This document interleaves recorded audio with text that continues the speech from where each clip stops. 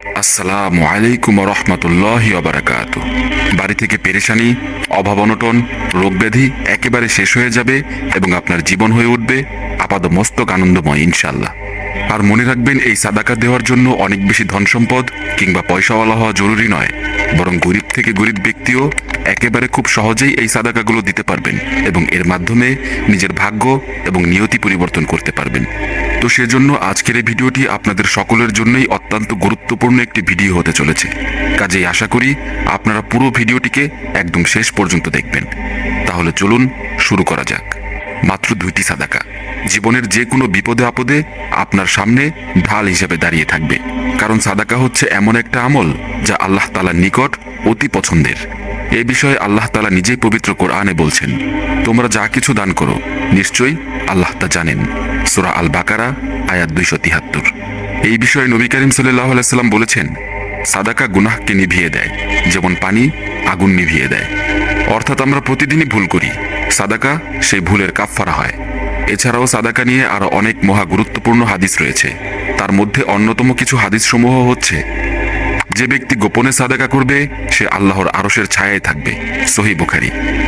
সাদাকা বিপদ দূর করে এবং খারাপ মৃত্যু থেকে রক্ষা করে। সাদকা সম্পদ কমায় না, সহিহ মুসলিম। তাহলে এবার চলুন আমরা মূল পয়েন্টে ফিরে আসি। আমরা মাত্র 2টি সাদাকার কথা বলছিলাম, আর তা হলো প্রথম সাদাকা, চারপায়ী প্রাণীদের মধ্যে যে কোনো প্রাণীকে খাওয়ানো বা পানি পান করানো।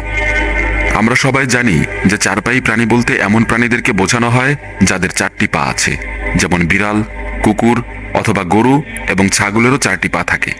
তো যে ব্যক্তি তার সামর্থ্য অনুযায়ী চারপায়ী প্রাণীদেরকে খাওয়াবে অথবা পানি পান করাবে, তবে মনে রাখবেন সেই প্রাণীটি যেন তার নিজস্ব না হয়। অর্থাৎ আপনাকে এমন প্রাণীকে খাওয়াতে হবে বা পানি পান করাতে হবে যার মালিক আপনি নিজে নন। এই প্রাণীটি কুকুর, বিড়াল বা অন্য যে কোনো প্রাণীই হতে পারে যাদের 4 পা আছে। আপনি যে কোনো প্রাণীর ক্ষুধা বা তৃষ্ণা মেটাতে পারেন। একবার একজন ব্যক্তি হযরত আলী রাদিয়াল্লাহু তাআলা আনহু এর দরবারে হাজির হলেন আর বলতে লাগলেন, হে আলী, আমি প্রতিদিন কাজে যাই এবং কঠোর পরিশ্রম করি, কিন্তু তবুও দারিদ্রতা যেন আমার পিছু ছাড়ছে না। আপনি দয়া করে বলুন এখন আমার কি করা উচিত। তো হযরত আলী রাদিয়াল্লাহু তাআলা আনহু ওই ব্যক্তির দিকে তাকালেন আর বললেন, তুমি তোমার সঞ্চয় থেকে আল্লাহর মুখলোকদের দান করা শুরু করো, আল্লাহ তোমার দারিদ্রতা এবং অভাব দূর করে দেবেন।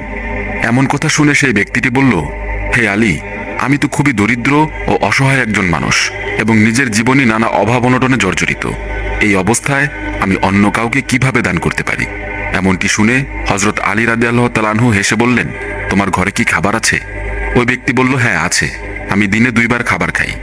তারপর হযরত আলী রাদিয়াল্লাহু তাআলা আনহু বললেন, তোমাকে আল্লাহ যা দিয়েছেন, যতটুকু রিজিক দিয়েছেন, তোমার সেই রিজিক থেকে আল্লাহর মুখলোকদের দান করো। যদিও তা 2 দানা খাবারই হয়ে থাকুক না কেন, তবুও তুমি অবশ্যই দান করো। আর সেটি পশু অথবা যে কোনো পাখি হোক না কেন, যখন তুমি আল্লাহর সৃষ্ট প্রাণীদেরকে সাদাকা দেওয়া শুরু করবে, তখন আল্লাহ তাআলা তোমার সমস্ত রিজিকের অভাব, সম্পদের অভাব এবং সমস্ত সমস্যা দূর করে দেবেন ইনশাআল্লাহ। এই বিষয়ে পবিত্র কোরআনে আল্লাহ পাক বলেন, তোমরা যা কিছু আল্লাহর পথে ব্যয় করো তিনি তার পরিবর্তে আরো উত্তম দান করেন। সূরা সাবা আয়াত 39। দ্বিতীয় সাদাকা, জুমার দিনে কোনো ক্ষুধার্ত ব্যক্তিকে খাবার খাওয়ানো। মনে রাখবেন, ক্ষুধার্ত ব্যক্তির ক্ষুধা মেটানো সবচেয়ে পুণ্যময় কাজগুলোর মধ্যে একটি। যদি কোনো ব্যক্তি তার কাজে সহজতা চান, অর্থাৎ যদি তিনি চান যে তার সব কাজ সহজতর হোক, তাহলে তার উচিত হবে যে সে যেন অন্যদেরকে তাদের কাজে সুবিধা করে দেয় বা অন্যদেরকে সাহায্য করে। এতে করে আল্লাহ তাআলা তার কাজেও সাহায্য করবেন এবং তার কাজকে সহজতর করে দেবেন ইনশাআল্লাহ। এতে করে তার সেই কাজের সাথে সম্পর্কিত সকল ধরনের সমস্যা ও অসুবিধা দূর হয়ে যাবে ইনশাআল্লাহ। সেজন্য আপনি যদি চান যে আপনার রিজিক সম্পর্কিত সমস্ত সমস্যা, আপনার সমস্ত পেরেশানির অবসান ঘটুক, আর কোনো প্রকারের রিজিকের অভাব আপনার কাছে না আসুক এবং আপনার বাড়িতে আপনার প্রয়োজনের চেয়েও বেশি সম্পদ এবং অর্থ আসতে শুরু করুক, অথবা সহজ কথায় বললে বৃষ্টির মতো আপনার বাড়িতে অর্থ এবং সম্পদের বৃষ্টি শুরু হোক, তাহলে আপনি এখন থেকেই এই কাজটি করা শুরু করে দিন। মানে চেষ্টা করুন জুমার দিনে কোনো ক্ষুধার্ত ব্যক্তিকে খাবার খাওয়ানোর। এবং এটা শুধু জুমার দিন না, বরং জীবনের প্রতিটা দিনই চেষ্টা করুন ক্ষুধার্তকে খাবার খাওয়ানোর। কারণ ইসলামে ক্ষুধার্তকে খাবার খাওয়ানো যে কতটা ফজিলতপূর্ণ কাজ, তা হয়তো আপনি ভাবতেই পারবেন না। এই বিষয়ে আল্লাহ পাক পবিত্র কোরআনে বলেন, তোমরা কখনোই প্রকৃত পুণ্য অর্জন করতে পারবে না যতক্ষণ না তোমরা তোমাদের প্রিয় বস্তু থেকে দান করো। সূরা আলে ইমরান আয়াত 92। অর্থাৎ যেটা আপনার নিজের খেতে ভালো লাগে সেটা দান করাই আসল ইখলাস। অন্য এক আয়াতে আল্লাহ আরও বলেন, তারা আল্লাহর ভালোবাসার কারণে মিসকিন, ইয়াতিম ও বন্দীদেরকে খাবার খাওয়ায়। সূরা ইনসান আয়াত ৮। অর্থাৎ খাবার খাওয়ানো শুধু দয়া নয়, এটা জান্নাতীদের আলামত। অন্য এক আয়াতে আল্লাহ তাআলা আরও বলেছেন, তোমরা কি তাকে অর্থাৎ ক্ষুধার্তকে খাবার খাওয়াতে উৎসাহিত করনি? সূরা মাউন আয়াত ৩।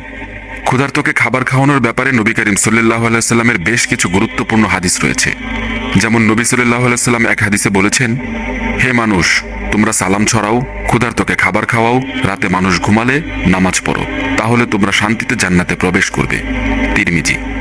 নবী সাল্লাল্লাহু আলাইহি সাল্লাম বলেন, আল্লাহ বলবেন, হে আদম সন্তান, আমি ক্ষুধার্ত ছিলাম, কিন্তু তুমি আমাকে খাবার দাওনি। সহিহ মুসলিম। এই হাদিসটি নিয়ে একবার একটু ঠান্ডা মাথায় ভাবুন প্রিয় ভাই ও বোনেরা।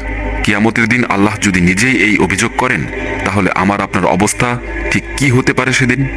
এই জন্যই নবী সাল্লাল্লাহু আলাইহি সাল্লাম আমাদেরকে সতর্ক করে বলছেন, আগুন থেকে বাঁচো যদি একটি খেজুরের অর্ধেক দান করেও হয়। সহিহ বুখারী ও মুসলিম। নবী সাল্লাল্লাহু আলাইহি সাল্লাম আরও বলছেন, আল্লাহর কাছে সবচেয়ে প্রিয় আমল হলো একজন মুসলমানের ক্ষুধা দূর করা। যে ব্যক্তি নিজে পেট ভরে খায় আর তার পাশের মানুষ ক্ষুধার্ত থাকে, সে পরিপূর্ণ মুমিন নয়। সাদাকা গুনাহকে নিভিয়ে দেয়, যেমন পানি আগুনকে নিভিয়ে দেয়। তাহলে শুধু এই ক্ষুধার্তকে খাবার খাওয়ানোর মতো একটা ছোট্ট আমল দ্বারা আপনি কি কি পাচ্ছেন? আপনি পাচ্ছেন জান্নাতের চাবি, দোয়া কবুলের মাধ্যম, রিজিক বৃদ্ধির রাস্তা এবং আল্লাহর ভালোবাসা পাওয়ার সুপথ।